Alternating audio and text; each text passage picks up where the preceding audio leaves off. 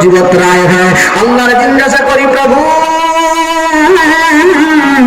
আমাদের বিরুদ্ধে যে আপনার কুরআনুল কারীমে মামলা দিলেন জানতে চাই, ওই মামলার রায় আপনি আমাদের জন্য কি দিলেন?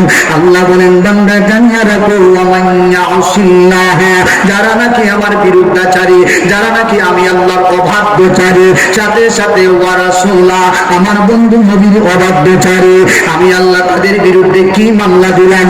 আল্লাহ বলেন, মামলার রায় হলো এদেরকে যখন কবরের ঘাটে রাখা হবে, আমি রব্বুল আলামিন ঘোষণা দিলাম তাদের লাশটারে কবরের জমিনে রাখতে দেবি। আমার নাফরমান বান্দাগুলোর জন্য আমি আল্লাহর কোরআনুল কারীমের মামলার রায় হলো ওয়ায়াতাআদ্দা হুদুদাহু ইউদখিলহু নারা, এদের লাশকে কবরে রাখার সাথে সাথে আমি আল্লাহর মামলার রায় হলো আমার তৈরি জাহান্নামের গাড়া। জোরে বলি নাউজুবিল্লাহ, আর জোরে বলি নাউজুবিল্লাহ। এরপরে আল্লাহ বলেন,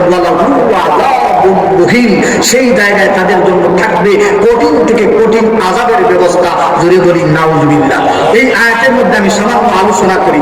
বলেন তো, এই কোরআনুল কারীম দুনিয়াতে প্রেরণ করলেন কে?